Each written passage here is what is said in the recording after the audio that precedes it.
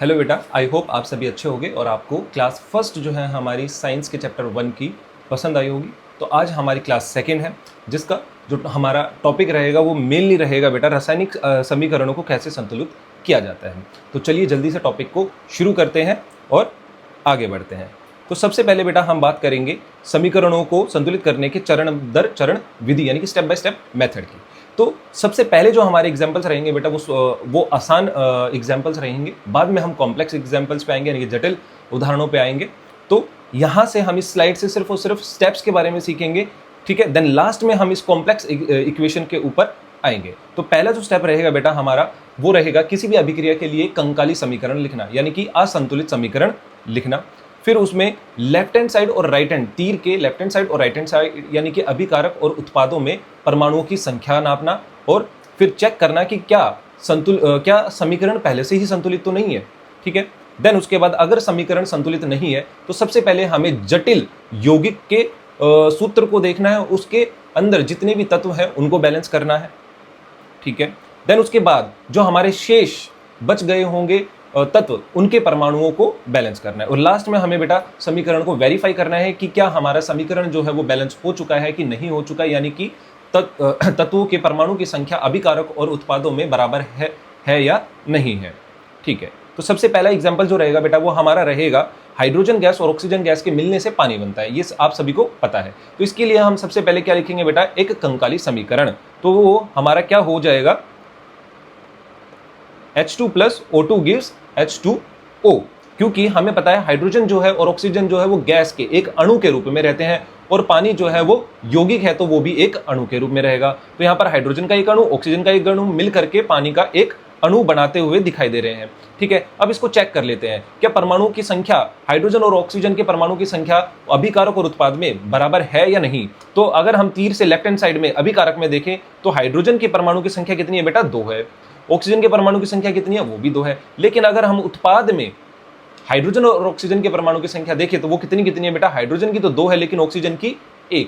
तो इसका मतलब अभिकारक में ऑक्सीजन के परमाणु की संख्या 2 थी लेकिन अब उत्पाद में ऑक्सीजन के परमाणु की संख्या 1 है, तो यहाँ पर 1 ऑक्सीजन घट चुका है। लेकिन according to the law of conservation of mass यानी कि द्रव्यमान के संरक्षण के नियम के अनुसार ना ही तो जो है द्रव्यमान यानी कि पदार्थ का ह्रास हो सकता है और उसका सर्जन हो सकता है। तो इसका मतलब ये समीकरण जो है बेटा वो कैसा है, असंतुलित। अब इसको संतुलित करने का तरीका, सबसे दूसरा जो हमारा स्टेप रहेगा, अब चरण दूसरा रहेगा, हम एक टेबल बनाएंगे जिसमें सबसे पहले हम क्या लिखेंगे बेटा, तत्व, कौन कौन से तत्व जो है इस समीकरण के अंदर मौजूद है। तो पहला तत्व हाइड्रोजन, दूसरा तत्व ऑक्सीजन। फिर उसके बाद अभिकारक यानी कि तीर के लेफ्ट हैंड साइड में जितने भी हमारे उत्पादों यौगिक होते हैं उनको, तीर से लेफ्ट हैंड साइड में जितने भी हमारे जो है तत्व और यौगिक होते हैं बेटा उनको अभिकारक बोला जाता है। तो कौन कौन से हैं, हाइड्रोजन और ऑक्सीजन। उनके परमाणु संख्या कितनी है, हाइड्रोजन की 2 है, ऑक्सीजन की भी 2 है। लेकिन राइट हैंड साइड में जो है परमाणु की संख्या हाइड्रोजन की 2 और ऑक्सीजन की 1। अब अगर हमें ऑक्सीजन के परमाणु की संख्या उत्पाद में भी 2 करनी है तो बेटा क्या करना पड़ेगा, हमें यहां पर गुणांक का इस्तेमाल करना पड़ेगा। और क्या करेंगे हम, 2 से गुणा, क्योंकि हमने इससे पहली कक्षा में सीखा था कि हम कभी भी अणु के सूत्र के साथ कोई छेड़खानी नहीं कर सकते, हम अणुओं की संख्या को बढ़ा सकते हैं गुणांक का इस्तेमाल करते हुए। तो मैंने यहां पर क्या किया, 2 का इस्तेमाल करते हुए, 2 गुणांक का इस्तेमाल करते हुए पानी के अणुओं की संख्या बढ़ा दी। तो उससे क्या हुआ, ऑक्सीजन के परमाणु की संख्या कितनी हो गई, 2। लेकिन बेटा ऐसा करते हुए क्या हुआ, हाइड्रोजन की संख्या भी क्या हो गई, हाइड्रोजन के परमाणु की संख्या भी 2 से बढ़ गई। अब यहां पर कितनी हो चुकी है, उत्पाद में हाइड्रोजन परमाणु की संख्या 4 लेकिन अभिकारक में अभी भी 2 है। तो अब मैं क्या करूंगा, यहां पर 2 से अभिकारक साइड में भी हाइड्रोजन के अणु को मल्टीप्लाई कर दूंगा, गुणांक से गुणा कर दूंगा। वहां पर अब कितनी हो जाएगी, टोटल परमाणु संख्या हाइड्रोजन की 4। अब राइट हैंड साइड में भी कितनी है, 4। ऑक्सीजन के परमाणु संख्या लेफ्ट हैंड साइड में कितनी है बेटा, 2। राइट हैंड साइड में भी कितनी है, 2। तो इसका मतलब अब ये जो हमारा समीकरण है वो संतुलित हो चुका है। तो स्टेप थर्ड जो था हमारा बेटा एटम्स को बैलेंस करना, जो कि हम कर चुके हैं। अब चौथा स्टेप जो है हमारा वेरीफाई करने का, यानी कि अब इसको हमें देखना है कि क्या ये सच में संतुलित हो चुका है। हाँ, तो यहां पर लेफ्ट हैंड साइड में 4 हाइड्रोजन है, राइट हैंड साइड में भी 4 यानी कि उत्पाद में भी 4 है। ऑक्सीजन के परमाणु की संख्या लेफ्ट हैंड साइड में 2 है तो राइट हैंड साइड में भी बेटा कितनी है, 1 गुणा में 2, 2। तो इसका मतलब ये समीकरण जो हमारा संतुलित हो चुका है। ऐसे ही बेटा हम एक दूसरा एग्जाम्पल देखेंगे मैग्नीशियम ऑक्साइड का। ठीक है, जब मैग्नीशियम को गर्म किया जाता है तो वो ऑक्सीजन के साथ जुड़ जाता है और क्या बनाता है, मैग्नीशियम ऑक्साइड। अब देख लेते हैं बेटा वापस से हमारे पास जो समीकरण है, यहाँ पर मैग्नीशियम का एक परमाणु है अभिकारक में, ऑक्सीजन के दो परमाणु हैं अभिकारक में। लेकिन अगर हम बात करें यहाँ पर उत्पाद में, मैग्नीशियम का एक ही परमाणु है लेकिन ऑक्सीजन का भी एक परमाणु, यानी कि ऑक्सीजन का परमाणु एक घट गया है। लेकिन ऐसा हो नहीं सकता, इसका मतलब हमारा जो ये समीकरण है वो असंतुलित है। फिर से हम एक टेबल बनाएंगे, सबसे पहले तत्व लिखेंगे, कौन कौन से तत्व, मैग्नीशियम और ऑक्सीजन है। फिर लेफ्ट हैंड साइड यानी कि अभिकारक में उनकी संख्या, और राइट हैंड साइड यानी कि उत्पाद में उनकी संख्या। मैग्नीशियम की एक, ऑक्सीजन की दो, मैग्नीशियम की एक, ऑक्सीजन की एक। अब हमें क्या करना है बेटा, ऑक्सीजन की परमाणु संख्या जो है उत्पाद में उसको क्या करना पड़ेगा, 2 करना पड़ेगा। तो उसके लिए हमें क्या करना पड़ेगा, गुणांक का इस्तेमाल करना पड़ेगा। वापस से मैंने क्या किया, गुणांक का इस्तेमाल करते हुए मैग्नीशियम ऑक्साइड के अणुओं की संख्या 2 से बढ़ा दी है। तो ऐसा करने पर ऑक्सीजन की संख्या तो 2 हो गई, यानी कि ये हो गया 2। लेफ्ट हैंड साइड और राइट हैंड साइड में ऑक्सीजन यानी कि उत्पाद में और अभिकारक में इनकी संख्या कैसी हो गई, बैलेंस। अब लेकिन मैग्नीशियम की संख्या जो है राइट हैंड साइड में वो कितनी हो चुकी है बेटा, 2। तो लेफ्ट हैंड साइड में भी हमें उसकी यानी कि अभिकारक के साइड में भी उसकी परमाणु संख्या कितनी करनी पड़ेगी, 2। तो 2 गुणांक से वहां पर भी मैं क्या कर दूंगा, गुणा। ठीक है, ऐसे 2 गुणा करने पर यहां पर भी कितनी हो गई बेटा, 2। अब हम देख पाएंगे, अब हमें वेरीफाई करना है लास्ट स्टेप। तो हमारी जो समीकरण बन गया है उसको देखते हैं वेरीफाई करके बेटा। तो मैग्नीशियम की परमाणु संख्या 2 है, ऑक्सीजन की परमाणु संख्या भी 2 है। अब यहां पर मैग्नीशियम की परमाणु संख्या भी 2 है और ऑक्सीजन की परमाणु संख्या भी 2 है, क्योंकि यहां पर अब 2 ये क्या दर्शाता है बेटा कि मैग्नीशियम ऑक्साइड के कितने अणु हैं, 2 अणु हैं। तो 2 ऑक्सीजन है और 2 ही मैग्नीशियम है।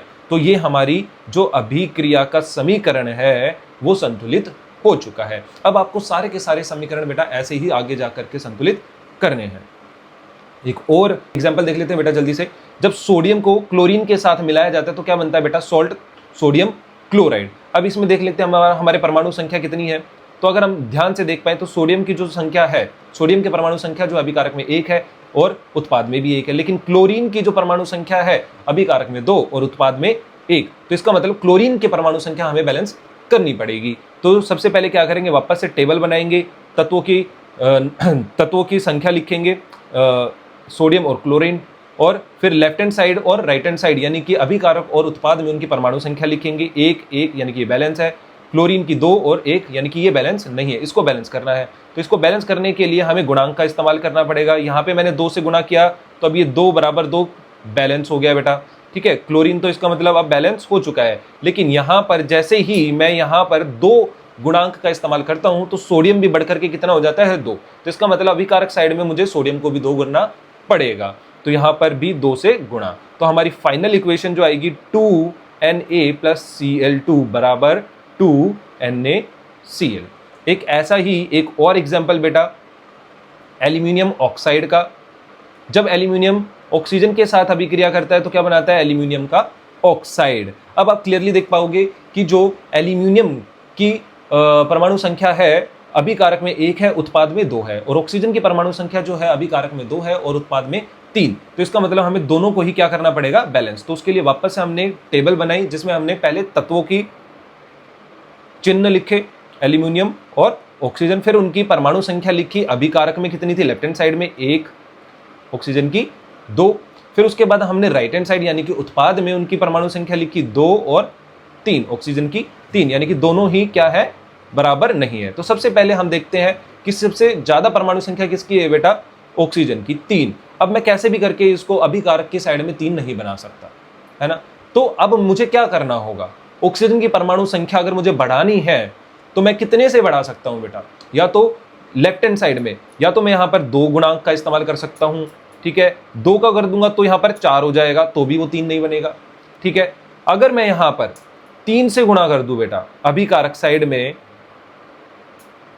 अगर मैं परमाणु संख्या यहां पर कितनी कर दूं, अणु संख्या कितनी कर दूं ऑक्सीजन की 3, तो टोटल ऑक्सीजन की वैल्यू जो हो जाएगी कितनी हो जाएगी बेटा, 6। क्या मैं अभिकारक साइड में भी ऑक्सीजन की वैल्यू जो है बेटा बढ़ा सकता हूं? हाँ, अगर मैं बढ़ाऊंगा तो यहां पर पहले ही गुणांक कितना है बेटा, 1।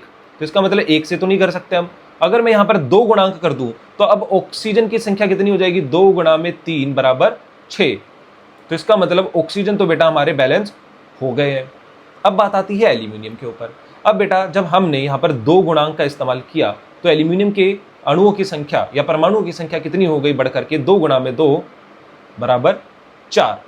ठीक है, अब अभिकारक साइड में कितनी है लेकिन 1, उत्पाद साइड में कितनी हो गई 4। तो इसका मतलब हमें यहाँ पर भी गुणांक 4 से गुणा करना पड़ेगा। तो जैसे ही हमने यहाँ पर 4 गुणांक से ये मल्टीप्लाई किया तो हमारी जो एल्यूमिनियम की जो वैल्यू थी, परमाणु संख्या, वो बराबर हो गई। फाइनल इक्वेशन क्या बनी, 4Al प्लस 3O2 बराबर है किसके, 2Al2O3 में। अब दोनों साइड में जो परमाणु संख्या है बेटे, दोनों ही तत्वों की वो बराबर है। इसका मतलब अब ये समीकरण जो है वो हमारा संतुलित हो चुका है।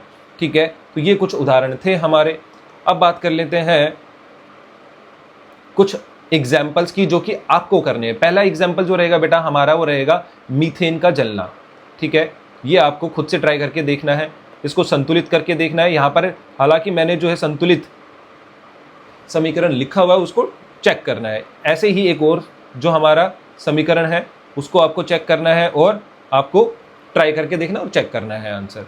ठीक है, अब इसके बाद आ जाती है बात बेटा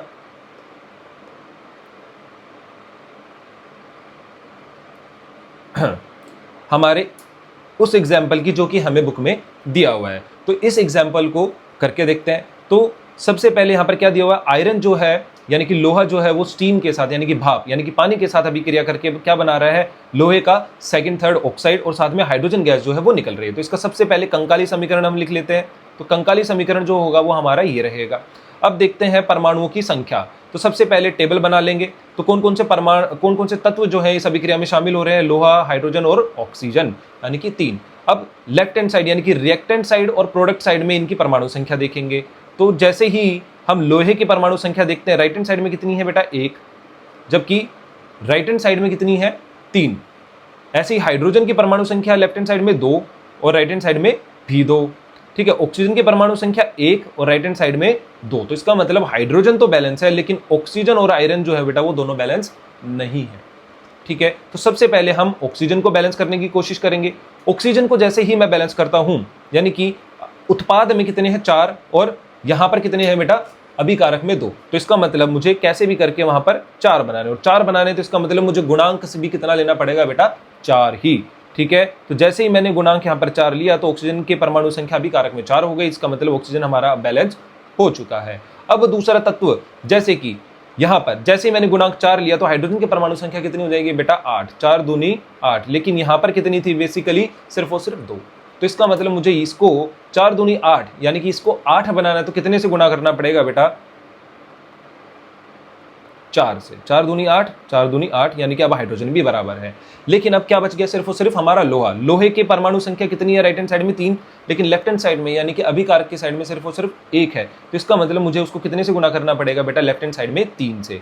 तो हमारा कितनी परमाणु संख्या हो जाएंगी लोहे की भी 3। तो अब ये लोहे की परमाणु संख्या भी बराबर है, हाइड्रोजन की परमाणु संख्या भी बराबर और ऑक्सीजन की परमाणु संख्या भी बराबर है। तो इसका मतलब बेटा अब हमारा जो समीकरण है वो संतुलित हो चुका है। और संतुलित समीकरण जो रहेगा वो हमारा क्या रहेगा, 3Fe प्लस 4H2O बराबर यानी कि 3 Fe3O4 प्लस 4H2। ये हमारा जो है वो बेटा संतुलित समीकरण। तो अब बात करेंगे बेटा हम एक ऐसे समीकरण की जो कि जटिल है, जहां पर हमारा जो ये ऊपर वाला मेथड होता है वो फेल हो जाता है। ठीक है, तो इस समीकरण को, ऐसे समीकरणों को संतुलित करने के लिए बेटा हमारे पास एक दूसरा मेथड होता है जिसको कहा जाता है अलजेब्रिक मेथड। ठीक है, इस मेथड को शुरू करते हैं हम एक एग्जाम्पल की सहायता से, आपको एक क्लियर समझ आ जाएगा। तो जो हमारे पास एग्जाम्पल है बेटा वो ये है। ठीक है, एक अभिक्रिया हो रही है।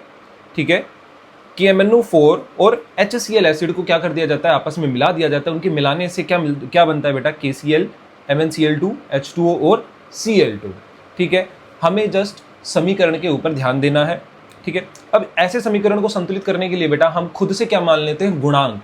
अब आप देखोगे किसी भी अभिकारक और उत्पाद के आगे जो है हम अपनी तरफ से ही क्या मान लेंगे, गुणांक। जैसे कि यहाँ पर आप क्लियरली देख पाओगे KMnO4 के आगे A जो है वो गुणांक माना गया है, HCl के सामने B, KCl के सामने C, MnCl 2 के सामने D को गुणांक माना गया है, H2O के आगे E, F के Cl2 के आगे F को गुणांक माना गया है।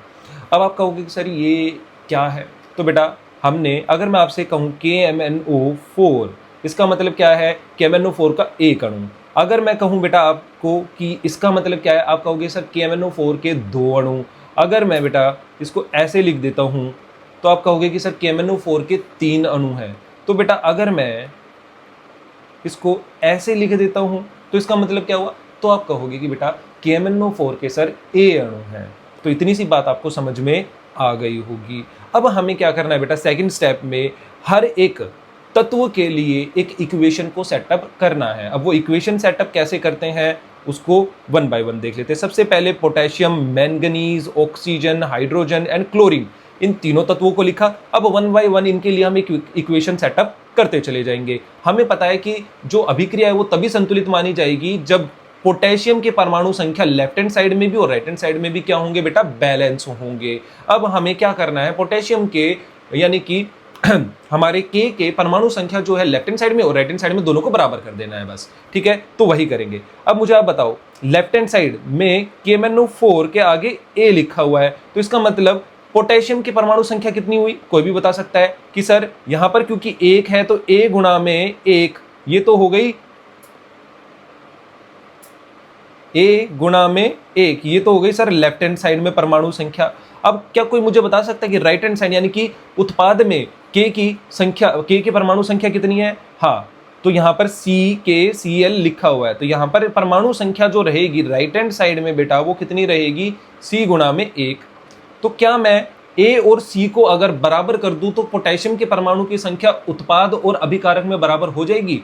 हाँ सर, तो वही करते हैं बेटा। चलो, तो यहां पर अगर आप बेटा क्लियरली देख पाओगे A बराबर है जो C के किया हुआ है, तो A की वैल्यू जब C के बराबर होगी तो पोटेशियम के परमाणु संख्या आपस में बराबर हो जाएगी। ऐसे ही बेटा अगर मैं मैंगनीज की बात करूं तो मैंगनीज को भी अगर आप देखोगे तो यहां पर अभिकारक में क्या लिखा हुआ है, KMnO4 के आगे A, तो इसका मतलब A जो है वो लेफ्ट हैंड साइड में है और D जो है वो परमाणु संख्या कितनी है, मैंगनीज परमाणु संख्या राइट हैंड साइड यानी कि उत्पाद में। ऐसे ही ऑक्सीजन की परमाणु संख्या अगर आप बेटा देखोगे तो पहले लेफ्ट हैंड साइड यानी कि अभिकारक में देखो कितनी है, KMnO4 बाहर A था, तो 4 तो परमाणु यहां पर है और A परमाणु यहां पर, तो A गुणा में 4, ये तो हो गए लेफ्ट हैंड साइड में, A गुणा में 4, A गुणा में 4 ये तो हो गए लेफ्ट हैंड साइड में। अब ये किसके बराबर होंगे, परमाणु संख्या ऑक्सीजन की राइट हैंड साइड में। राइट हैंड साइड में कितनी है बेटा,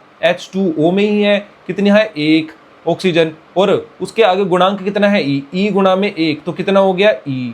तो यहाँ पर 4A बराबर होने चाहिए किसके बेटा, E के, तभी ऑक्सीजन के परमाणु संख्या जो अभिकारक में और उत्पाद में बराबर होंगे। ऐसे ही अगर बेटा मैं आपसे बात करूं हाइड्रोजन के परमाणु संख्या की, हाइड्रोजन के परमाणु संख्या लेफ्ट हैंड साइड यानी कि अभिकारक में कितने हैं बेटा, B गुणा 1, तो B ही हो जाएंगे। राइट हैंड साइड में अगर मैं बात करूं कितने हैं H2 मॉलिक्यूल में 2 गुणा E, तो कितने हो गए 2E। ऐसे ही Cl की यानी कि क्लोरीन के परमाणु संख्या की बात करूं तो पहले बेटा लेफ्ट हैंड साइड में कितनी है B और राइट हैंड साइड में कितनी है बेटा C plus 2D plus F, क्योंकि MnCl2 में कितने हैं बेटा 2, तो 2D, उससे पहले KCl में कितने हैं C, फिर उसके बाद लास्ट में Cl2 के लिए F गुणा में 2, तो 2F। ठीक है, अब हमें क्या करना है बेटा, सबसे पहले मैं इनको साफ कर देता हूं। ठीक है, तो सबसे पहले हमें क्या मानना है बेटा, अपनी तरफ से किसी भी गुणांक की वैल्यू आप जो है 1 या 2 मान लो। ठीक है, जैसे कि हमारा सबसे पहला गुणांक ही क्या है, हमारी अभिक्रिया में A माना था हमने, ठीक है, उसको हम मान लेते हैं 2। इसका भी रीजन बताऊंगा आपको कि 2 ही क्यों माना, 1 क्यों नहीं माना। ठीक है, तो उसको 2 मान लिया, तो उसको 2 मानते ही हमारे यहां से C कितना हो जाएगा बेटा, वो भी 2 हो जाएगा। अब C 2 हो चुका है, अब Mn में आ जाते हैं। Mn के लिए A बराबर है D के, तो A की वैल्यू हमने 2 मानी थी, तो D की वैल्यू कितनी आ गई 2। ठीक है, अब ऑक्सीजन के परमाणु संख्या में 4A बराबर थे E के, 4A कितने हो जाएंगे 4 गुणा में A की वैल्यू 2 थी, तो 4 इंटू में A कितने हो जाएंगे 8, बराबर किसके E के, E की वैल्यू भी आ गई। ऐसे ही B किसके बराबर है 2E, E की वैल्यू 8 है, तो B की वैल्यू कितनी हो जाएगी बेटा 16, ये आ गई हमारी बी की वैल्यू, बी बराबर 16। अब बी और किसके बराबर है, C plus 2d plus 2f, तो बी 16 बराबर सी की वैल्यू कितनी है बेटा, ऊपर से 2 प्लस 2d की वैल्यू 2d, 2 दूनी 4 प्लस 2f, क्या है यहां से हम 2f की वैल्यू निकाल सकते हैं, बिल्कुल हाँ सर। तो 2f की वैल्यू कितनी आएगी, 2f बराबर 6, यहां इधर जाकर के माइनस हो जाएगा, 16 माइनस 6 कितने आ जाएंगे बेटा 10, तो f की वैल्यू कितनी आ जाएगी बेटा 5। ठीक है, इतना समझ में आया, f की वैल्यू कितनी आ गई बेटा हमारी 5। यहां पर भी आप देख पाओगे कि f की वैल्यू जो है 5 है, c की वैल्यू 2, d की वैल्यू, e की वैल्यू 8, b की वैल्यू 16। ठीक है, तो f की वैल्यू 5। अगर बेटा सोच के देखो किसी ने a को 1 मान लिया होता तो f की वैल्यू कितनी आती 2.5, और f की वैल्यू यहां पर जब हम 2.5 लिखेंगे तो इसका मतलब 2.5 क्लोरीन के मोलिक्यूल। क्या ऐसा कभी हो सकता है बेटा, क्लोरीन का या तो 1 मोलिक्यूल हो सकता है, 2 हो सकते हैं, 3 हो सकते हैं, 4 हो सकते हैं, 5 हो सकते हैं। इसीलिए बेटा पहले हम एक ही मान करके चलते हैं, लेकिन अगर हमारा किसी भी गुणांक का जो वैल्यू है, किसी भी गुणांक की वैल्यू अगर हमारे पॉइंट में आ जाती है तो इसका मतलब हमारी ये इक्वेशन जो है उसको हमें कितने से मल्टीप्लाई करना पड़ेगा, हर एक गुणांक को 2 से। तो अगर आपने a को a मान लिया होता तो c की वैल्यू भी 1 आती, d की भी 1 आती, और e की 4 आती, b की 8 आ जाती, तो f की वैल्यू 2.5 आ जाती। तो इसीलिए हमें हर एक गुणांक को किससे गुना कर देना पड़ेगा बेटा, 2 से। ठीक है, अब फाइनल में जब हम इन सभी की वैल्यू पुट करते हैं, a की वैल्यू 2, b की वैल्यू बेटा, b की वैल्यू कितनी थी हमारे पास 16, C की वैल्यू 2, D की वैल्यू 2, और E की वैल्यू 8, और F की वैल्यू 5। अब आप देख पाओगे कि दोनों तरफ जो परमाणु संख्या है वो हर एक तत्व की वो बराबर है। तो ये मेथड हम कॉम्प्लेक्स इक्वेशंस में यूज करते हैं। यहां पर समझने वाली बात 2 है बेटा, हर एक तत्व के लिए हमें एक इक्वेशन डेवलप करनी पड़ती है, लेफ्ट हैंड साइड और राइट हैंड साइड में परमाणु की संख्या को बराबर करते हुए। ठीक है, दूसरा हमें पहले गुणांक यानी कि जो कि हमने a माना था उसकी वैल्यू अपनी तरफ से 1 या 2 मान लेनी होती है। 1 मान के अगर हमारा पॉइंट में आंसर आता है तो इसका मतलब हमें उसको कितने से कितना मानना पड़ेगा, 2, या पूरी की पूरी जो इक्वेशन है उसमें गुणांक को कितने से मल्टीप्लाई कर दो, 2 से, तो हमारा आंसर आ जाएगा। आई होप आपको ये वाला मेथड आया होगा समझ, और नहीं आया तो एक बार आप दोबारा से देखिए, आपको 101% समझ में आएगा, और खुद से एक इक्वेशन को प्रैक्टिस करने की बेटा जो है कोशिश कीजिए। जैसे कि ये वाली इक्वेशन है, ठीक है, इसको आप प्रैक्टिस खुद से करके देखिए, मैंने सोल्व की हुई है। यहां पर मैंने 1 से 1 लेकर के भी सोल्व की हुई है a की वैल्यू, और आप देख पाओगे क्लियरली 6.5 आया, और फिर जब a को हमने 2 लिया तो जो आंसर आता है वो कितना आएगा वो आपको खुद से निकाल करके चेक करना है। फाइनल आंसर यहां पर लिखा हुआ है, जैसे आप इक्वेशन को टेस्ट करके देखोगे आपका आंसर 101% आएगा। ठीक है, तो अभी हम नेक्स्ट टॉपिक शुरू करने वाले, लेकिन उससे पहले आप एक बार आप इसकी प्रैक्टिस कर लीजिए।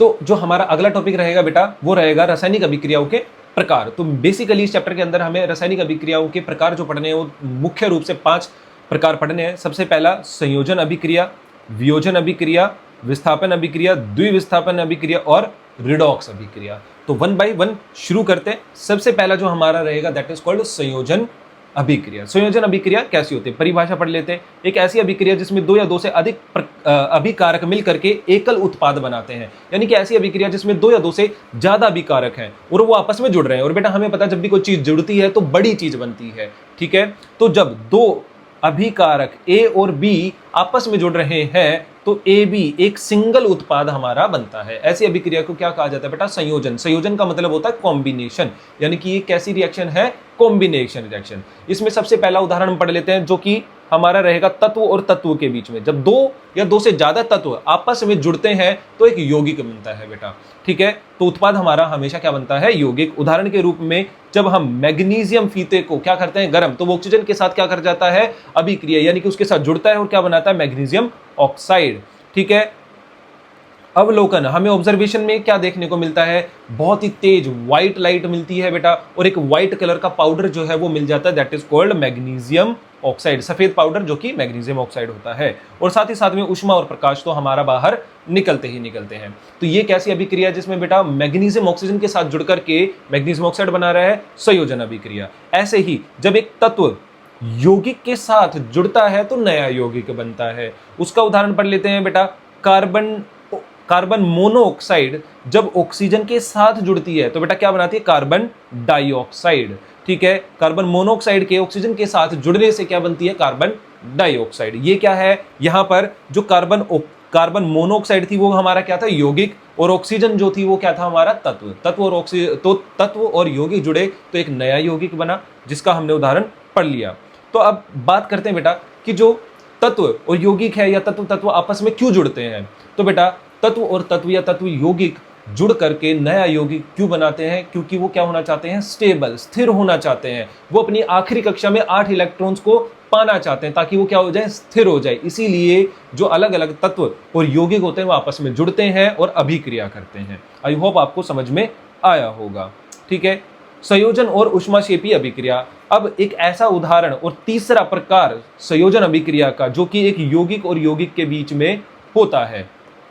ठीक है, जिसके कारण एक नया यौगिक बन जाता है। दो यौगिकों के जुड़ने से, जो कि अभिकारक थे, आपस में जुड़ रहे हैं और एक नया यौगिक यानी कि उत्पाद के रूप में हमें मिल रहा है। इसका कॉमन एग्जांपल रहेगा बेटा हमारा कैल्शियम ऑक्साइड, जिसको कि हम क्या बोलते हैं? क्विक लाइम यानी कि चूना। कैल्शियम ऑक्साइड जिसको हम क्या बोलते हैं बेटा? चूना। जब चूने को पानी में मिलाया जाता है तो हमारा क्या बनता है? कैल्शियम हाइड्रोक्साइड, जिसको कि हम क्या बोलते हैं? Slaked lime. ठीक है, और साथ में हमारी क्या निकलती है बेटा? इस अभिक्रिया के दौरान ऊष्मा बाहर निकल जाती है। ठीक है, तो क्विक लाइम पानी के साथ प्रतिक्रिया करके क्या बनाता है? Slaked lime.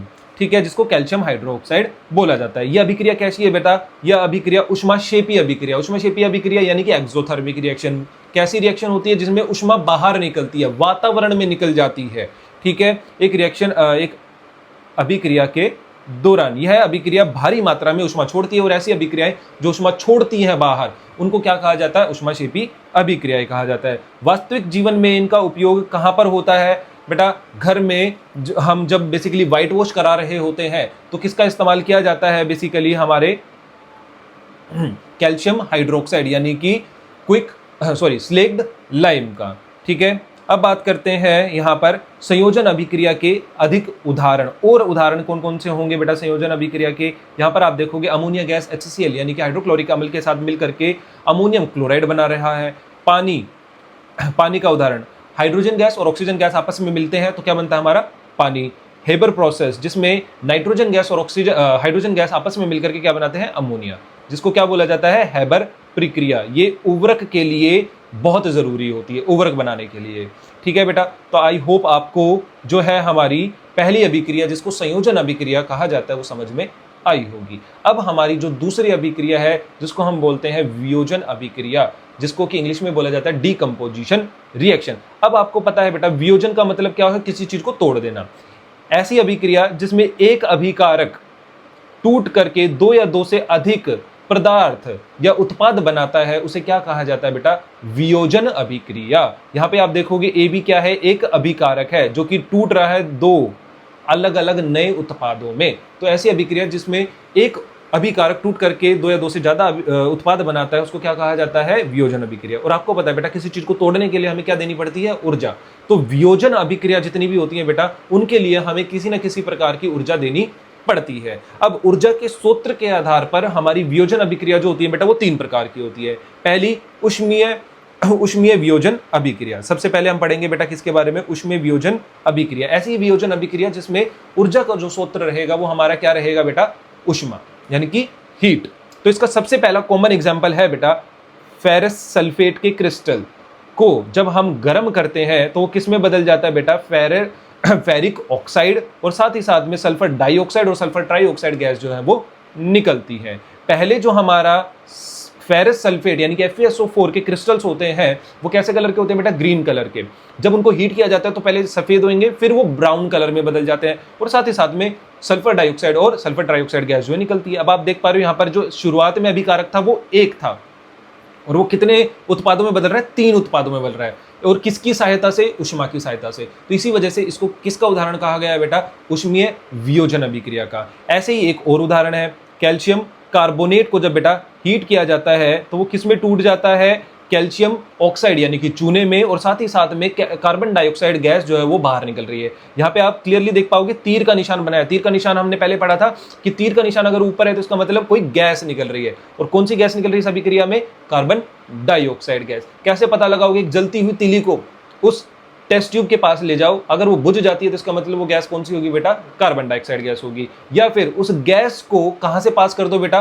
Calcium hydroxide solution से, यानी कि स्लेक्ट लाइम्स के सॉल्यूशन से। वो सॉल्यूशन कैसा हो जाएगा? मिल्की हो जाएगा due to the formation of calcium carbonate वापस से।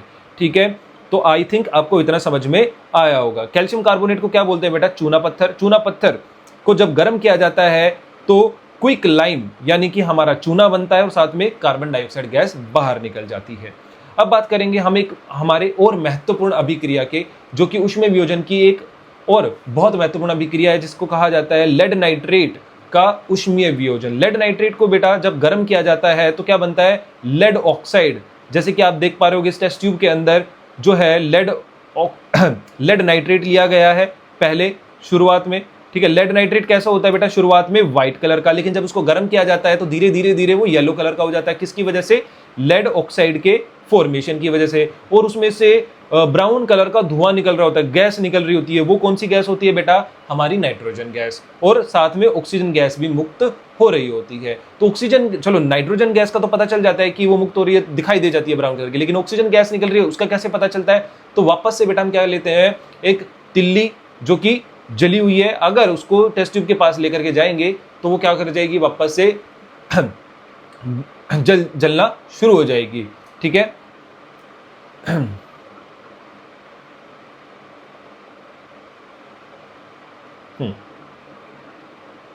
अब बात आती है क्वेश्चन के ऊपर कि यौगिक क्यों टूटते हैं। तो जब ऊर्जा की आपूर्ति की जाती है तो रासायनिक बंधन टूट जाते हैं। जब ऊर्जा दी जाती है बेटा किसी यौगिक को तो जो रासायनिक बंधन होते हैं अभिकारकों के बीच में वो टूटते हैं। यौगिक अस्थिर हो जाता है और सरल अधिक स्थिर उत्पादकों का तो उसके बाद वो यौगिक अस्थिर हो जाता है और सरल अधिक स्थिर उत्पादों में विभाजित हो जाता है। तो इसका मतलब बेसिकली सिंपल क्या है बेटा? जब हम यौगिकों को हीट एनर्जी, लाइट एनर्जी या किसी भी दूसरी प्रकार की ऊर्जा देते हैं तो उनके बीच में जो रासायनिक बंधन होते हैं वो टूट जाते हैं। साथ ही साथ जो है नए छोटे छोटे उत्पाद बनते हैं जो कि सरल होते हैं और ज़्यादा स्टेबल होते हैं। इसीलिए हमारे यौगिक जो होते हैं ऊर्जा मिलने पर क्या कर जाते हैं? टूट जाते हैं। ठीक है, अब इससे अगली जो स्लाइड रहेगी हमारी वो रहेगी विद्युत तथा प्रकाशीय वियोजन। वियोजन के और दो प्रकार, ऐसे दो प्रकार जिसमें पहले प्रकार में हमारी विद्युत ऊर्जा की मदद से किसी यौगिक को तोड़ा जाएगा और दूसरी जो हमारा प्रकार रहेगा वियोजन अभिक्रिया का, उसमें हमारा जो है प्रकाश यानी कि लाइट एनर्जी की सहायता से एक यौगिक को तोड़ा जाएगा। तो देख लेते हैं पहले विद्युत वियोजन। जब बिजली पास की जाती है बेटा पानी के अणुओं से तो क्या होता है? पानी के अणु आपस में टूट जाते हैं। किसमें? हाइड्रोजन गैस में और ऑक्सीजन गैस में। जब भी पानी से बिजली को पास किया जाता है तो पानी किस में टूट जाता है? हाइड्रोजन में और ऑक्सीजन में। तो यहाँ पर आप बेसिकली बेटा सेटअप को देख पाओगे क्लियरली। ठीक है, हमने क्या किया? एक बैटरी को लिया है।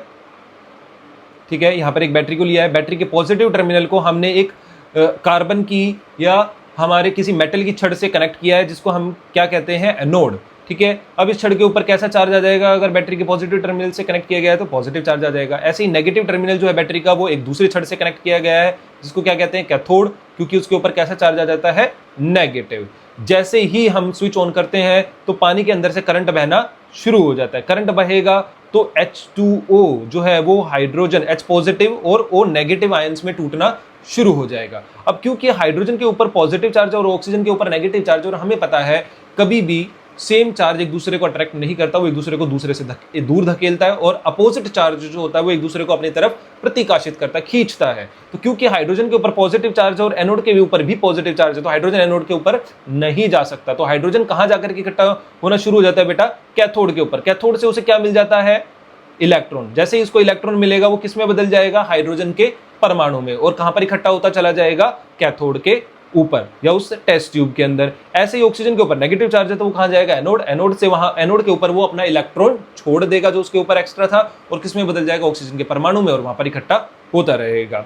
तो सेटअप पानी को सुचालक बनाने के लिए सबसे पहले हम उसमें थोड़ा सा अम्ल या क्षार मिला देते हैं ताकि उसमें से इलेक्ट्रिसिटी बह पाए। ठीक है, तो हाइड्रोजन गैस जो है वो कहां पर इकट्ठा होगी, कैथोड के ऊपर, और एनोड के ऊपर ऑक्सीजन जाकर के इकट्ठा होगी। दो रेशो का एक अनुपात क्यों बनता है, तो आप यहां पर बेसिकली बेटा टेस्ट ट्यूब में भी देख पाओगे, हाइड्रोजन गैस जो है वो ज्यादा है, ऑक्सीजन गैस जो बनी है वो कम बनी है। तो ऐसा क्यों होता है, तो ये राज छुपा हुआ है बेटा पानी के अणु के अंदर। तो पानी के एक अणु के अंदर आप क्लियरली देख पाओगे दो तो हाइड्रोजन के परमाणु होते हैं और एक ऑक्सीजन का परमाणु होता है। यानी कि अगर पानी का एक अणु टूटेगा तो दो हाइड्रोजन के परमाणु मिलेंगे और एक ऑक्सीजन का परमाणु मिलेगा। अगर दो अणु टूटे तो चार हाइड्रोजन के परमाणु और दो ऑक्सीजन के परमाणु। तो इसका मतलब जो अनुपात निकल करके आएगा बेटा किसका, हाइड्रोजन का और ऑक्सीजन के परमाणु का, वो हमेशा कितना निकल करके आएगा, 2:1। तो यानी कि हाइड्रोजन के परमाणु की संख्या हमेशा दुगनी रहेगी ऑक्सीजन के परमाणु की। लेकिन अगर पेपर में आपसे पूछ लिया जाता है इसके अपोजिट कि ऑक्सीजन और हाइड्रोजन के परमाणु की संख्या का अनुपात बताओ, तो यह अनुपात क्या हो जाएगा बेटा, 1:2। यानी कि इसका उल्टा सिंपल, ऑक्सीजन का जो अनुपात रहता है हमेशा हाइड्रोजन के परमाणु के आधा ही रहता है। तो आपको आई होप ये चीज समझ में आई होगी। ठीक है अब जो हमारा लास्ट वियोजन अभिक्रिया का प्रकार बचा है बेटा, वो कौन सा बचा है, दैट इज कॉल्ड प्रकाशीय वियोजन। यानी कि एक ऐसी वियोजन अभिक्रिया जिसमें प्रकाश की सहायता से एक यौगिक जो है दो या दो से ज्यादा सरल यौगिकों में टूट जाता है। तो अब की बार जो हमारे पास बेटा पहले अभिकारक है वो क्या है, सिल्वर क्लोराइड। जैसे ही हम उसको सूर्य के प्रकाश में रखते हैं तो वो किस में टूट जाता है, सिल्वर यानी कि चांदी में, और क्लोरीन गैस जो है वो बेटा बेसिकली मुक्त हो जाती है। ऐसे तीर जो है मैंने ऊपर की तरफ दिखाया, तो यहाँ से वो क्लोरीन गैस जो है वो बाहर निकल जाएगी। अवलोकन यानी कि ऑब्जर्वेशन क्या देखने को मिलता है, जब हम सोडियम क्लोराइड की सोडियम क्लोराइड को एक कटोरी में रख करके धूप में रख देते हैं तो सफेद ठोस सिल्वर क्लोराइड जो कि सबसे पहले सफेद था धीरे धीरे काले या ग्रे कलर के सिल्वर धातु में बदल जाता है और क्लोरीन गैस जो है वो मुक्त हो जाती है। ऐसे ही एक दूसरी अभिक्रिया और है हमारी, उसमें सिल्वर ब्रोमाइड को रखा जाता है धूप की सूर्य के प्रकाश के प्रेजेंस में, तो क्या होता है, हमें सिल्वर प्राप्त होता है और ब्रोमीन गैस जो है वो हवा में उड़ जाती है। ठीक है, आई होप ये आपको ये चीज समझ में आई होगी। इस अभिक्रिया का इस्तेमाल कहाँ पर किया जाता है बेटा, जो हमारे पहले कैमरे होते थे ना, black and white photographic films वाले, उनमें इसका इस्तेमाल किया जाता था। ठीक है तो बेटा अभी हमारी जो तीसरी तरीके की अभिक्रिया है उसको हम कहते हैं विस्थापन अभिक्रिया। विस्थापन अभिक्रिया को हम बोलते हैं बेटा इंग्लिश में डिस्प्लेसमेंट रिएक्शन। यानी कि एक ऐसी रिएक्शन जिसमें एक ज़्यादा ताकतवर या ज़्यादा रिएक्टिव सक्रिय तत्व जो है वो कम सक्रिय तत्व के यौगिक में से उसको हटा करके उसकी जगह ले लेता है। ऐसी अभिक्रिया को कहा जाता है बेटा विस्थापन अभिक्रिया। विस्थापन का मतलब क्या होता है, किसी चीज़ को उसकी जगह से या उसके स्थान से हटा देना, खिसका देना और उसकी जगह ले लेना, इसी को कहते हैं विस्थापन। और ऐसी अभिक्रिया जिसमें विस्थापन होता हुआ हमें नजर आता है उसको कहते हैं विस्थापन अभिक्रिया। इसको हम देख लेते हैं बेटा एक जनरल इक्वेशन से, a + bc is equal to ac + b। इसका मतलब क्या है, एक हमारे पास a जो है वो एक सक्रिय तत्व है, b और c जो है ये एक यौगिक है b तत्व का, यानी कि b एलिमेंट का। तो a ने क्या किया,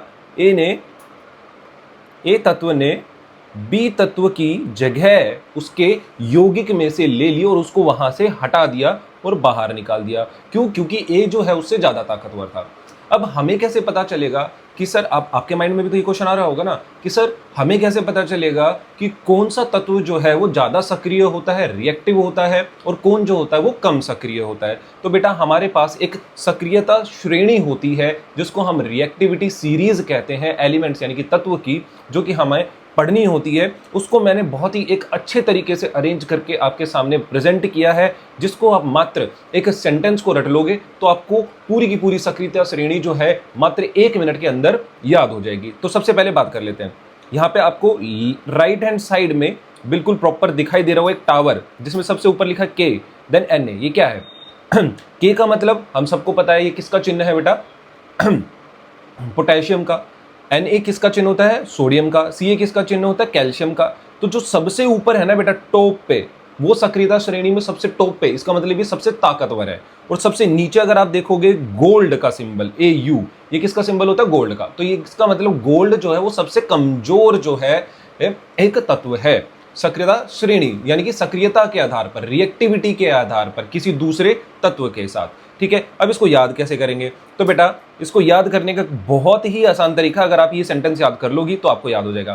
प्लीज, पी से पोटेशियम, स्टॉप, एस से सोडियम, ठीक है, कॉलिंग Ca यानी कि calcium, me means magnesium, please stop calling me a careless zebra, instead try learning how copper and mercury saves gold. अब इसका मतलब, अभी मैंने आपको 4 का तो मतलब समझा दिया। ए का मतलब एल्यूमिनियम, केयरलेस, यहाँ पर ये बेटा ये कार्बन भी ऐड आएगा, एल्यूमिनियम और जिंक के बीच में कार्बन भी आएगा। ठीक है, देन उसके बाद ज़ेब्रा, ज़ेब्रा Z से शुरू हो रहा था, इसका मतलब जिंक। देन इंस्टेड, आयरन किससे शुरू होता है? I से, तो इसका मतलब आयरन जो है जिंक से कम ताकतवर। देन ट्राई, T आ गया, टिन, टिन का सिंबल होता है SN, जो कि आयरन और लेड के बीच में आ गया। Then learning, L means lead, lead का सिंबल Pb। ठीक है, देन हाउ, ठीक है, learning how, H stand for hydrogen. Then copper Cu, ठीक है, copper and mercury saves gold, silver stand for Ag, यानी कि सिल्वर को हम सेव से याद कर लेंगे और गोल्ड को तो डायरेक्ट AU से याद हो ही जाएगा। तो आपको एक सेंटेंस याद करना, please stop calling me a careless zebra, instead try learning how copper and mercury saves gold. इससे आपकी पूरी की पूरी जो है रिएक्टिविटी सीरीज यानी कि सक्रियता श्रेणी पूरी की पूरी आपको याद हो जाएगी। अब बात आती है बेटा परीक्षा फोकस कि हाइड्रोजन से, ये हमारा हाइड्रोजन है यहाँ पर, इससे ऊपर जितने भी एलिमेंट्स यानी कि तत्व आपको दिखाई दे रहे हैं, वो सारे के सारे तत्व हाइड्रोजन को उसके यौगिक में से बाहर निकालने में सक्षम है। क्यों? क्योंकि वो उससे ज्यादा ताकतवर है, ज्यादा रिएक्टिव है, इसलिए उसको उसके यौगिक से बाहर निकाल देंगे। लेकिन बात करें कॉपर, मरकरी, गोल्ड और सिल्वर की, ये हाइड्रोजन को उसके यौगिक से बाहर नहीं निकाल पाएंगे, उसको विस्थापित नहीं कर पाएंगे। क्यों? क्योंकि ये इससे कमजोर है, इससे सक्रियता श्रेणी में कमजोर है। ठीक है, तो H से ऊपर के तत्व इसे विस्थापित कर सकते हैं और नीचे के नहीं कर सकते। आई होप आपको विस्थापन अभिक्रिया जो है बेटा वो समझ में आ गई होगी। अब इसका एक बहुत ही अच्छा सा उदाहरण हम जो है आगे पढ़ लेते हैं। ठीक है, तो पहला उदाहरण रहेगा बेटा हमारा जिंक। जब जिंक को कॉपर सल्फेट सॉल्यूशन में मिलाया जाता है तो क्या बन जाएगा? क्योंकि जिंक हमने अभी पढ़ा है ऊपर, जिंक जो है ज्यादा ताकतवर, ज्यादा रिएक्टिव है कॉपर से, तो वो क्या करेगा? कॉपर की जगह ले लेगा और कॉपर को बाहर निकाल देगा, जैसे आप इस रिएक्शन में देख ही पा रहे हो। तो पहले क्या होता है? कॉपर सल्फेट, हमें पता है कॉपर सल्फेट का कलर कैसा होता है? ब्लू कलर का सर। ठीक है, तो ब्लू कलर का कलर तो इस सॉल्यूशन का कलर जो है बेटा, जैसे ही देखो, इसको यहां से हटाते हैं, आप यहाँ पे इस टेस्ट ट्यूब को देखो, यहाँ पे इस टेस्ट ट्यूब में हमने क्या लिया हुआ है बेटा? सबसे पहले कॉपर सल्फेट का सॉल्यूशन। जैसे ही हमने उसके अंदर जिंक की एक छोटी सी स्ट्रिप लेकर के डाल दी तो क्या हुआ? एक रिएक्शन होनी शुरू हुई। जिंक ने क्या किया? कॉपर को उसके कॉपर सल्फेट सॉल्यूशन से रिमूव किया, उसकी जगह ले ली, और क्या हुआ? धीरे धीरे ये ब्लू कलर का सॉल्यूशन कैसा हो जाता है? व्हाइट या फिर कलरलेस। और जो कॉपर की जो जिंक की स्ट्रिप थी उसके ऊपर आप देखोगे ये भूरा सा रंग जो है आपको दिखाई देगा। ये क्या है बेटा? ये है हमारा कॉपर। ठीक है, ये क्या है? कॉपर, जो कि कहां पर जाकर के इकट्ठा हो गया? जिंक की स्ट्रिप पर। तो आपने देखा कि कैसे जिंक जो कि ज्यादा ताकतवर था, उसने कॉपर को उसके यौगिक के विलयन में से हटा करके उसकी जगह ले ली। ऐसे ही आयरन जो कि ज्यादा ताकतवर होता है कॉपर से, वो भी कॉपर सल्फेट सॉल्यूशन में से कॉपर की जगह लेकर के उसको बाहर निकाल देगा और कॉपर जो है एज अ हमें प्रोडक्ट मिल जाएगा। देखो बिफोर और आफ्टर आप देख पाओगे, दो टेस्ट ट्यूब है। बिफोर क्या दिखाई दे रहा है आपको? कि कॉपर सल्फेट सॉल्यूशन है ब्लू कलर का। ठीक है, उसके अंदर हमने एक आयरन लेयर डाल दी, कैसे कलर की है बेटा? ग्रे कलर की है। ठीक है, ये आयरन है। अब धीरे धीरे क्या हुआ? रिएक्शन होनी शुरू हुई, तो आयरन ने किसकी जगह ले ली? कॉपर की, तो ये क्या हो गया? ग्रीन कलर का। ठीक है, और आयरन नेल कैसे कलर की हो गई? ब्राउन। क्यों? क्योंकि जो कॉपर था अब वो टेस्ट ट्यूब से बाहर तो निकल के नहीं आएगा, उसे भी तो कहीं ना कहीं पे रहना पड़ेगा, तो वो जाकर के कहां पर इकट्ठा हो गया? आयरन नेल के ऊपर। ऐसे ही और एक सबसे अच्छी इंपॉर्टेंट रिएक्शन जो है हमारे पास, वो है बेटा एल्यूमिनियम और आयरन के बीच में। अब आप देखोगे कि अभिकारक में कौन कौन है? एल्यूमिनियम और आयरन।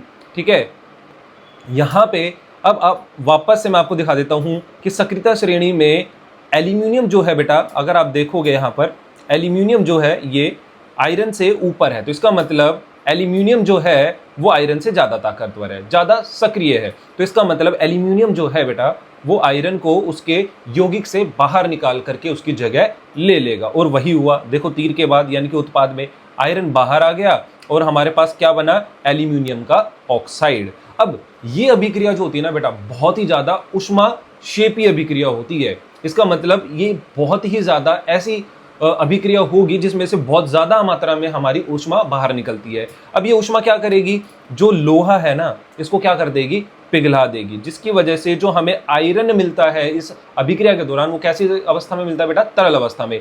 इसीलिए ये अभिक्रिया बेटा कहां पर यूज की जाती है, जो रेलवे ट्रैक्स होते हैं ना उनके बीच में कई बार जब दरार आ जाती है तो क्या करते हैं, लोहे का ये ऑक्साइड ले लेंगे और एल्यूमिनियम पाउडर ले लेंगे, दोनों को मिलाने पर ये अभिक्रिया होगी। इस अभिक्रिया को बोलते हैं बेटा थर्माइट अभिक्रिया। ठीक है, ये बहुत ही ज्यादा अत्यधिक ऊष्माक्षेपी होती है जिसके कारण ऊष्मा निकलती है, और जो लोहा बाहर निकल रहा था विस्थापन अभिक्रिया के होने के कारण वो तरल अवस्था में निकलता है, और तरल अवस्था में निकलेगा तो उसको कहां पे डाल दिया जाएगा, लोहे जो ट्रैक्स होते हैं, रेलवे ट्रैक्स होते हैं उनमें जो क्रैक आ गए उनके बीच में, और वो वहां पर बाद में ठंडा होकर के उस क्रैक को भर देगा। तो थर्माइट रिएक्शन का इस्तेमाल वहां पर किया जाता है, जो कि एक विस्थापन अभिक्रिया का बहुत ही ज्यादा अच्छा उदाहरण है। अब इसके बाद जो अगली अभिक्रिया है बेटा वो है हमारी द्विविस्थापन अभिक्रिया। इसको बोला जाता है डबल डिस्प्लेसमेंट रिएक्शन, यानी कि ऐसी अभिक्रिया जिसमें विस्थापन होता है कितनी बार, 2 बार। इससे ऊपर वाली अभिक्रिया में अगर आप देखोगे बेटा विस्थापन हो रहा था 1 बार, यहां पर जिंक कॉपर को डिस्प्लेस कर रहा था, कॉपर जिंक को डिस्प्लेस नहीं कर रहा था। लेकिन इस अभिक्रिया में, द्विविस्थापन अभिक्रिया में विस्थापन होता है 2 बार।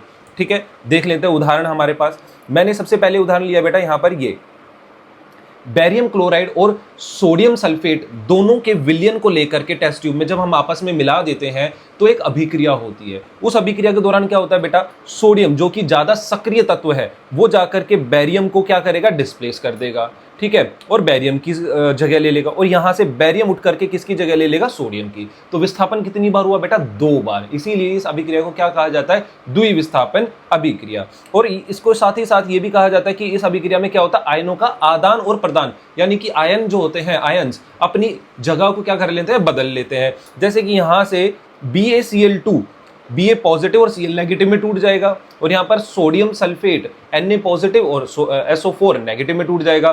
तो Na Ba की जगह ले लेगा, यानी कि सोडियम बेरियम की जगह ले लेगा, और बेरियम जो है सोडियम की जगह ले लेगा। तो आपस में क्या होगा, आयंस का आदान प्रदान। ऐसे ही एक और अभिक्रिया है बेटा नीचे, ठीक है, जिसमें हमने क्या लिया हुआ है सिल्वर नाइट्रेट और सोडियम क्लोराइड। जब इन दोनों को मिलाया जाता है तो बेटा इन दोनों के विलयन को मिलाया जाता है आपस में, ऐसे 2 टेस्ट ट्यूब लेकर के, तो क्या होता है, तो AgCl आप देख पाओगे नीचे यहां पर एरो भी है उत्पाद में। AgCl का तो क्या बनता है बेटा, अवक्षेप, यानी कि प्रेसिपिटेट। यहां पर आप देखोगे भी अवक्षेपण। ठीक है, यहां पर आप देखो ये किसका उदाहरण है, अवक्षेपण अभिक्रिया का भी। यहां पर AgCl का तो क्या बनेगा बेटा, अवक्षेप। ठीक है, नीचे की तरफ जो ये अघुलनशील जो ट्रांसपेरेंट सॉल्यूशन आप देख पा रहे हो ये है सोडियम नाइट्रेट का। ठीक है, अब होगा कैसे, क्या इस अभिक्रिया के दौरान Ag पॉजिटिव में टूट जाएगा, NO3 नेगेटिव में टूट जाएगा। यहां से NaCl जो है Na पॉजिटिव में और Cl नेगेटिव में टूट गया, तो Na ने जाकर के किसकी जगह ले ली, Ag की, यानी कि सिल्वर की, और सिल्वर ने जाके किसकी जगह ले ली बेटा, सोडियम की। ठीक है, जिसके कारण हमारे पास AgCl बनता है। ठीक है, जिसके कारण हमारे पास यहां पर AgCl और सोडियम नाइट्रेट बनता है।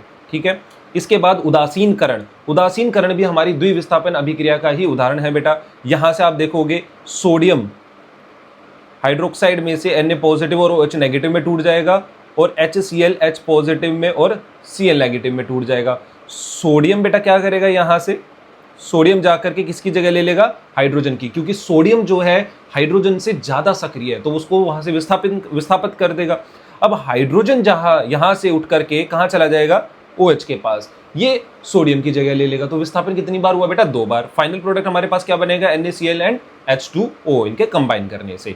तो परीक्षा फोकस, आयनों का आदान प्रदान अधिक स्थिर यौगिक बनाने के लिए होता है। अब आप पूछोगे कि सर ये आयनों का आदान प्रदान क्यों हुआ, यहां से सोडियम जो है वो Cl के साथ क्यों जुड़ा और H जो है OH के साथ क्यों जुड़ा?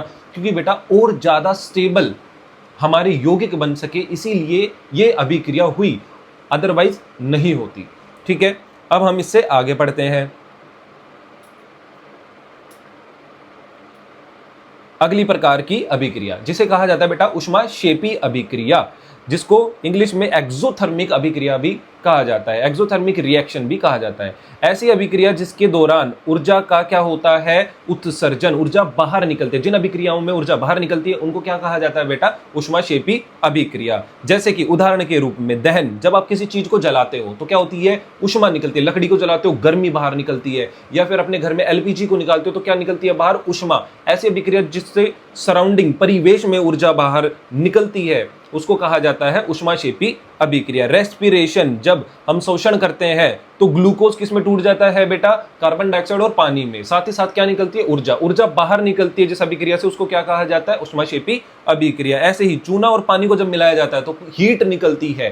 ठीक है, तो ऐसी अभिक्रिया जिसमें ऊष्मा बाहर निकलती है वापस से, उसको क्या कहा जाता है, ऊष्माक्षेपी अभिक्रिया। ठीक है, तो आपको आई होप समझ में आया होगा। ऐसे ही बेटा एक और तरीके की अभिक्रिया होती है जिसमें जो है ऊर्जा का अवशोषण हो जाता है, ऊष्माक्षेपी।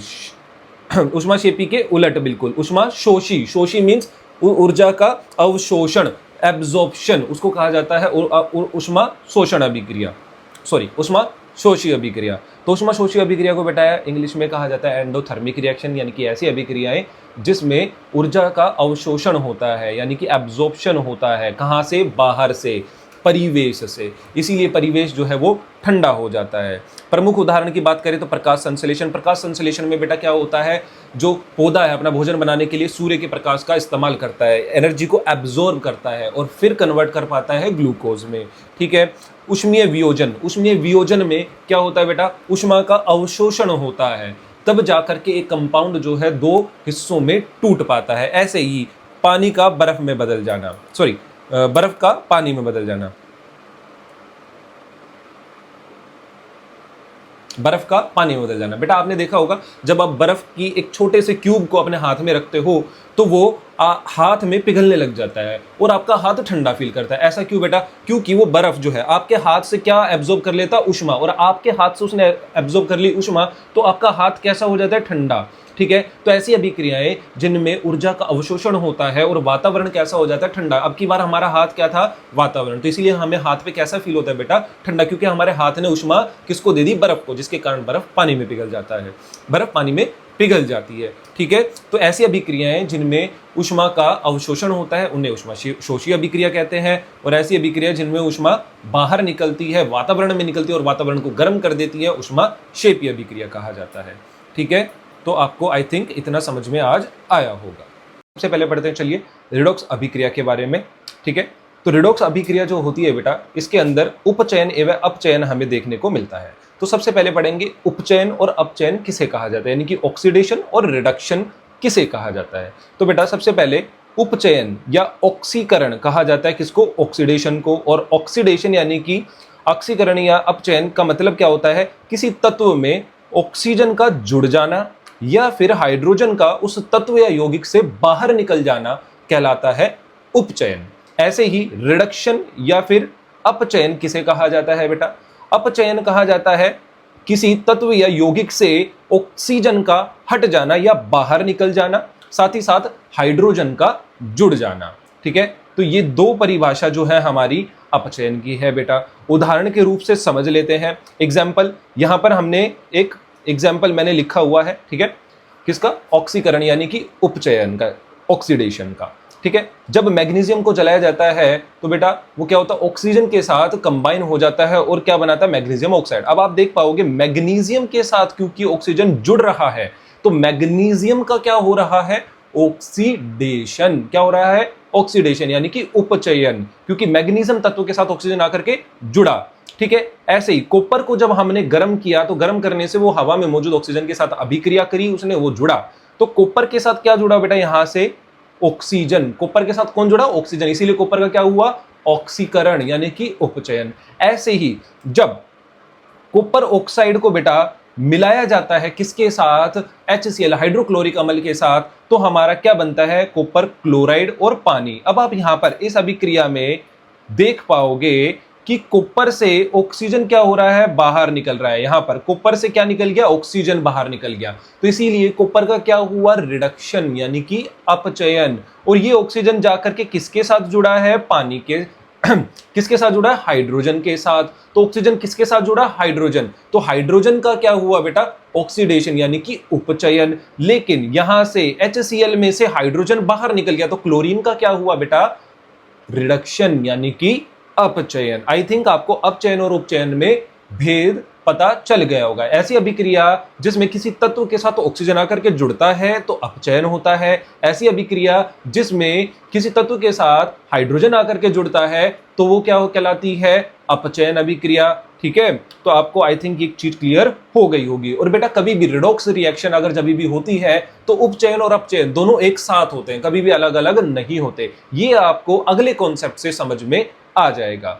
तो परीक्षा फोकस पे ध्यान दे लेते हैं एक बार। रिडॉक्स एक ही सिक्के के दो पहलू हैं, एक के बिना दूसरा संभव नहीं है। यानी कि अगर रिडॉक्स रिएक्शन हो रही है तो उपचयन और अपचयन दोनों साथ होते हैं। अभी आपको ये चीज यहां से क्लियर हो जाएगी जैसे ही आप, हाँ, अब हम उपचयन और अपचयन को पढ़ेंगे बेटा एक दूसरे तरीके से, ताकि आपको ये चीज समझ में आ पाए कि ऑक्सीडेशन और रिडक्शन रिएक्शन एक दूसरे के साथ ही होती है, अलग अलग नहीं होती है।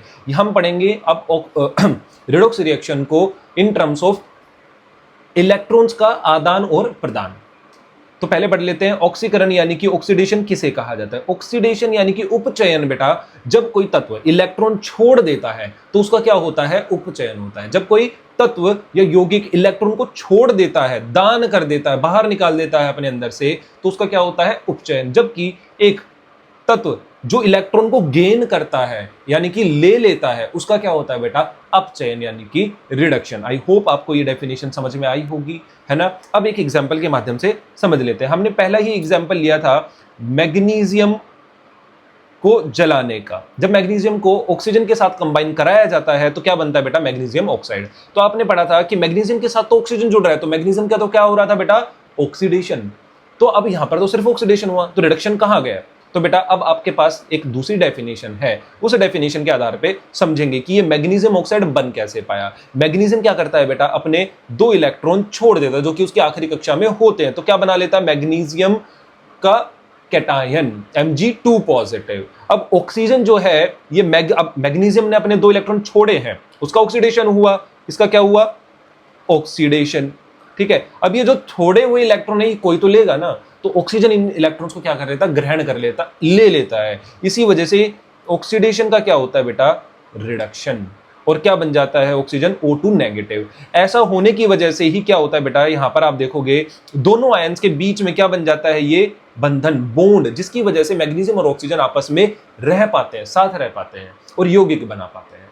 तो आई होप आपको समझ में आएगा कि ऑक्सीडेशन और रिडक्शन रिएक्शन हमेशा साथ में होती है।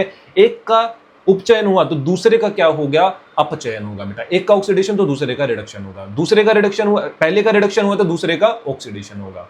ठीक है, अब चलते हैं हम बेटा आगे कि ऑक्सीकारक और उपचायक किसे कहा जाता है, या उपचायक और अपचायक किसे कहा जाता है, यानी कि ऑक्सीडाइजिंग एजेंट और रिड्यूसिंग एजेंट किसे कहा जाता है। ठीक है, अब इनको समझ लेते हैं। आपने पढ़ा है बेटा LIC एजेंट कौन होता है, जो कि LIC बीमा कराता है। ठीक है, एजेंट्स कौन होते हैं बेटा, जो किसी काम को कराते हैं। तो ऐसे ही ऑक्सीडाइजिंग एजेंट यानी कि ऑक्सीकारक क्या हो गया, एक ऐसा तत्व या यौगिक जो क्या कराएगा, दूसरे किसी तत्व या यौगिक का ऑक्सीकरण और खुद का क्या करवा लेगा, इसी चक्कर में अपचयन करवा लेगा, यानी कि खुद रिड्यूस हो जाएगा लेकिन सामने वाले का क्या करा देगा, ऑक्सीडेशन। इसीलिए तो वो ऑक्सीडाइजिंग एजेंट है, ऑक्सीडेशन करवाने वाला। ऐसे ही रिड्यूसिंग एजेंट यानी कि अपचायक।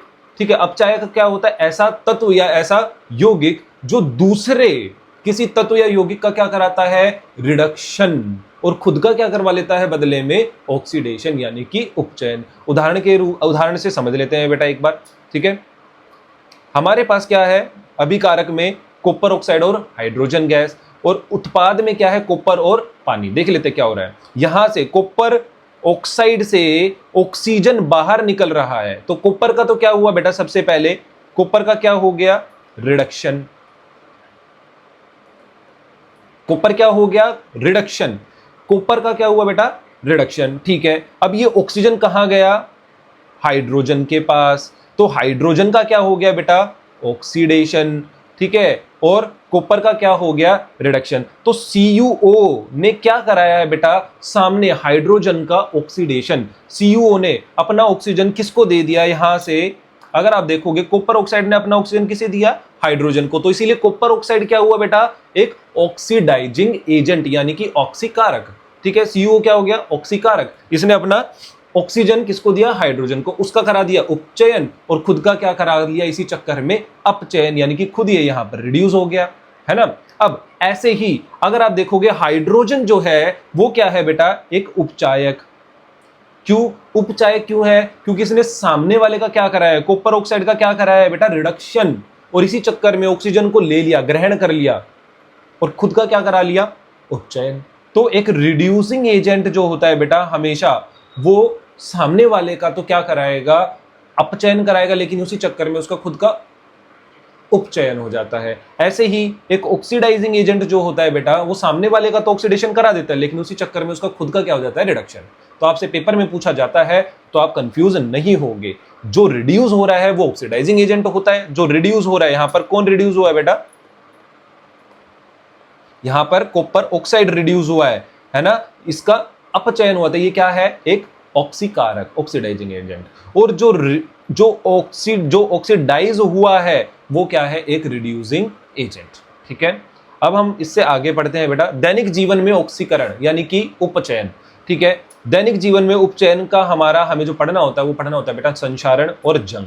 संक्षारण क्या होता है बेटा? कोरिजन। कोरिजन यानी कि धातुओं का धीरे धीरे खराब हो जाना। क्यों? क्योंकि वो हवा में मौजूद नमी, ऑक्सीजन और अम्लों के साथ अभिक्रिया करते हैं और धीरे धीरे क्या करने लग जाते हैं बेटा? खराब होने लगते हैं। इसी परिस्थिति को क्या कहा जाता है? संक्षारण। ठीक है, ऐसे ही संक्षारण का जो सबसे कॉमन एग्जाम्पल हमें देखने को मिलता है हमारे वातावरण में वो क्या है बेटा? जंग। जंग क्या है? जंग होता है बेटा बेसिकली आयरन का ऑक्साइड Fe2O3। ठीक है, कैसे बनता है उसको समझ लेते हैं। तो सबसे पहले हमारे पास लोहा होता है। लोहा आपके चारों तरफ बहुत सारी चीजों में उपयोग किया हुआ है। ठीक है, लोहा जब हवा में मौजूद ऑक्सीजन और नमी यानी कि पानी के अणुओं के साथ अभिक्रिया करता है तो वो बनाता है जंग। ठीक है, जंग का फाइनल फॉर्मूला होता है बेटा Fe2O3.XH2O। ठीक है, अब पानी की मौजूदगी क्यों जरूरी है जंग के लिए? क्योंकि बेटा पानी वो माध्यम बनता है जहां पर ये रिएक्शन बिटवीन ऑक्सीजन और आयरन यानी कि लोहे और ऑक्सीजन के बीच में जो ये रिएक्शन हो रही है उसको होने के लिए एक माध्यम की जरूरत होती है जो कि पानी बनता है वो माध्यम। ठीक है, इसी चक्कर में पानी के अणु जो होते हैं वो जंग के साथ अणु के साथ जुड़ जाते हैं। इसीलिए यहां पर ये X लिखा गया है। कितने पानी के अणु जुड़ रहे हैं वो कंफर्म नहीं होता है। ठीक है, अब आप देखोगे जब हम पानी में लोहे की वस्तुओं को लंबे समय तक छोड़ देते हैं तो पानी के अंदर ऑक्सीजन गैस भी होती है जिसके कारण लोहा जो है वो जंग खा जाता है, यानी कि उसके अंदर क्या लग जाता है बेटा? जंग। आई होप आपको समझ में आया होगा। संक्षारण क्या एक संक्षारण एक समस्या क्यों है? क्योंकि बेटा इसके कारण हमारी बहुत सारी लोहे की वस्तुएं, ठीक है, ब्रिज पुल जो पाइप होते हैं पानी के वो खराब हो जाते हैं ओवर द टाइम। इसीलिए संक्षारण जो है एक बहुत बड़ी समस्या है। ऐसे ही आपने अपने घरों में कॉपर यानी कि तांबे के बर्तन देखे होंगे, कुछ टैप्स देखी होंगी या कुछ आभूषण देखे होंगे, ठीक है, या यूटेंसिल्स देखे होंगे जो कि ओवर द टाइम यानी कि समय के साथ कैसे हो जाते हैं? हरे हो जाते हैं। किस कारण बेटा? हवा में मौजूद कार्बन डाइऑक्साइड गैस के साथ, ऑक्सीजन के साथ और पानी के साथ अभिक्रिया करते हैं और एक ग्रीन कलर की एक लेयर बना लेते हैं। ठीक है, जिसको कहा जाता है कॉपर का संक्षारण। और ऐसे ही सिल्वर के आभूषण जो आपकी मम्मी के ज्वेलरी होगी सिल्वर की, वो भी बेटा ओवर द टाइम यानी कि समय के साथ करके ग्रे और ब्लैक कलर की उसके ऊपर लेयर बन जाती है। ठीक है, इसको कहा जाता है सिल्वर का खराब हो जाना या चांदी का बेसिकली काला पड़ जाना। ठीक है, ये भी एक तरीके का क्या है? संक्षारण। अब हम इससे आगे बढ़ते हैं बेटा संक्षारण से बचाव। कैसे हम चीजों को संक्षारण से बचा सकते हैं? पेंट करके। पेंट कर देंगे तो क्या होगा बेटा? अगर मैं इस जैसे कि ये मान लो अगर लोहे की पेंसिल है तो इसके चारों तरफ अगर मैं पेंट कर दूं तो ये पेंट क्या करेगा? अंदर के लोहे को बाहर के वातावरण के ऑक्सीजन से बचा लेगा, उसके साथ अभिक्रिया करने ही नहीं देगा। ठीक है, विद्युत लेपन। विद्युत लेपन का मतलब होता है किसी विद्युत की सहायता से किसी दूसरे तत्व या धातु का लेप चढ़ा देना लोहे की वस्तुओं पर, उसको कहा जाता है बेटा विद्युत लेपन, जिसमें हम आमतौर पर क्रोमियम मेटल का इस्तेमाल करते हैं। ठीक है। अलोइंग, अलोइंग या मिश्र धातु बनाना। तीसरा मिश्र धातु होता है बेटा जब दो या दो से अलग अलग धातुओं को आपस में मिला दिया जाए तो क्या बनता है, मिश्र धातु। जैसे कि आप अपने घरों में स्टेनलेस स्टील और स्टील के बर्तन इस्तेमाल करते होंगे, वो क्या है बेटा, लोहा plus nickel plus chromium plus carbon, ये अलग अलग तरीके की धातु और अधातुओं को मिलाया जाता है, तब जाकर के ये मिश्रित धातु बनती है। ठीक है। लोहा प्लस क्रोमियम प्लस निकल, ये हमारा स्टील जो है उसका उदाहरण है। ठीक है। ऐसे ही गैल्वेनाइजेशन, गैल्वेनाइजेशन में होता है बेटा जिंक की एक परत गैल्वेनाइजेशन होता है बेटा जिसमें जिंक की एक परत चढ़ा दी जाती है लोहे की वस्तुओं पर, जो कि उसको खराब होने से बचाती है। ठीक है। जिंक लोहे से अधिक क्रियाशील है, यह अपने इलेक्ट्रॉन का त्याग कर लोहे को बचाता है। तो यहां पर देख पा रहे हो अगर हमने किसी लोहे की वस्तु पर जिंक की कोटिंग कर दी तो क्या हो रहा है, जिंक जो है अपनी कुर्बानी दे रहा है उस लोहे को सुरक्षित रखने के लिए। आई होप आपको समझ में आया होगा। अब लास्ट टॉपिक जो है बेटा इस चैप्टर का हमारा है वो है विकृत गंधिता। इसको इंग्लिश में रेंसिडिटी भी कहा जाता है। ये क्या है, तो विकृत गंधिता बेटा एक ऐसी प्रक्रिया है जिसमें हमारे खाने की जो चीजें होती हैं उनमें तेल तथा वसा होती है, वो तेल तथा वसा हवा में मौजूद ऑक्सीजन के साथ क्या करती हैं, अभिक्रिया करती हैं, साथ ही साथ हवा में मौजूद नमी के साथ अभिक्रिया करती हैं और एक ऐसे पदार्थ का निर्माण करती हैं जो कि हमारे शरीर और सेहत के लिए दोनों के लिए हानिकारक होता है। साथ ही साथ इस पदार्थ के बनने से उस खाने से क्या आता है बेटा, बहुत ही गंदी स्मेल आती है। ठीक है। जो कि खाना उसको सूंघ करके हम पता कर सकते हैं कि हमारा खाना जो है वो खराब हो चुका है। साथ ही साथ हमारा खाने का स्वाद भी जो होता है बेटा वो खट्टा हो चुका होता है। अब बात कर लेते हैं कैसे। विकृत गंधिता के प्रकार, वसा तथा तेल का खराब होना कैसे कैसे हो सकता है बेटा, हवा में मौजूद ऑक्सीजन के साथ अभिक्रिया करके और हवा में मौजूद नमी के साथ अभिक्रिया करके। ठीक है। जब हवा में मौजूद ऑक्सीजन और नमी के साथ अभिक्रिया करते हैं तेल और वसा तो क्या बनाते हैं बेटा, ब्यूट्रिक एसिड, ब्यूट्रिक एसिड, जिसकी वजह से खाने की चीजें हमारी स्वाद में खट्टी हो जाती है और उनके अंदर से एक दुर्गंध आती है, गंदी स्मेल आती है निकल करके। ठीक है। इसी कारण कहा जाता है कि हमें गर्मियों में काफी देर तक बाहर रखे हुए खाने को नहीं खाना चाहिए। क्यों? क्योंकि बाहर का गर्म वातावरण जो ये तेल तथा वसा का खराब होना है और ऑक्सीजन के साथ जुड़ना है उसको क्या कर देता है, जल्दी तेज कर देता है, जिसकी वजह से हमारा खाना जो है जल्दी से जल्दी खराब होता है। और इसीलिए आपके मम्मी पापा आपको समझाते हैं कि खाने को कहां पर स्टोर करके रख देना चाहिए, फ्रिज के अंदर। ठीक है। अब बात कर लेते हैं कि क्या कुछ बचाव है जिनको अपना करके हम विकृत गंधिता से बच सके और अपने खाने को बचा सके। तो पहला है रेफ्रिजरेशन, यानी कि फ्रिज में रख देना खाने को। फ्रिज का तापमान ठंडा होता है जिसके कारण ये अभिक्रिया की दर जो होती है बेटा बहुत स्लो हो जाती है और हमारा खाना जो होता है वो सेफ रहता है। दूसरा, एयर टाइट कंटेनर। अगर आपने अपने भोजन को एयर टाइट कंटेनर में रख दिया, यानी कि ऐसा कंटेनर जहां तक एयर पहुंच ही नहीं पा रही है, तो खाना खराब होगा ही नहीं।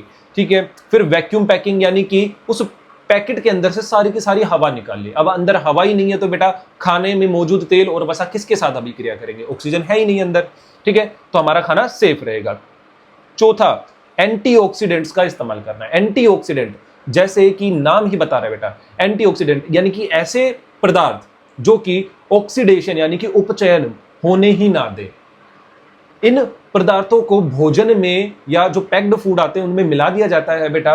इनके कारण क्या होता है, जब उन भोजन को खोला जाता है तो हवा में मौजूद ऑक्सीजन के साथ कौन अभिक्रिया करता है, यही एंटीऑक्सीडेंट, और ये हमारे भोजन को क्या कर देते हैं, सेफ कर देते हैं। इसीलिए खाने पीने की चीजों में जो कि जिनमें खासकर तेल इस्तेमाल हुआ होता है उनके अंदर बेटा हमेशा एंटीऑक्सीडेंट्स मिलाए जाते हैं ताकि वो खराब ना हो। ठीक है। अब बात आती है बेटा लास्ट, इस चैप्टर का लास्ट क्वेश्चन, जो कि चिप्स के पैकेट में नाइट्रोजन गैस क्यों भरते हैं। तो नाइट्रोजन जो है बेटा एक ऐसी गैस है जो कि अनरिएक्टिव होती है, यानी कि अक्रियाशील होती है। ठीक है। नाइट्रोजन एक अक्रिय है, अक्रिय गैस है, यानी कि वो जैसे ऑक्सीजन अभिक्रिया कर लेती है तेल और वसा के साथ, वैसे ऑक्सीजन की तरह नाइट्रोजन गैस जो है तेल और वसा के साथ अभिक्रिया नहीं करती, बिकॉज बेटा ये एक अनरिएक्टिव गैस होती है, ये सक्रिय गैस नहीं है, जिसके कारण हमारा भोजन जो है वो सुरक्षित रहता है। इसीलिए आपके चिप्स, पैकेट, कुरकुरे, इन सभी के अंदर नाइट्रोजन गैस को भरा जाता है, ना कि हवा को। अगर हवा भर देते तो वो खराब हो जाए। इसीलिए जब आप उसको पैकेट को खोलते हो और कुछ दिन के लिए ऐसे ही रख दोगे तो वो नमी खा जाएंगे, सॉफ्ट हो जाएंगे, उनके अंदर से गंध आएगी। क्यों? क्योंकि अब वो हवा में मौजूद ऑक्सीजन के साथ अभिक्रिया कर चुके होंगे। ठीक है, तो आई होप आप सभी को अच्छा लगा होगा लेक्चर आज का और पहले का भी। और आज हमारा जो फर्स्ट चैप्टर है वो फुल्ली कंप्लीट हो चुका है बेटा। अब आप इसको अच्छे से पढ़ सकते हैं, तैयारी कर सकते हैं। Thank you so much.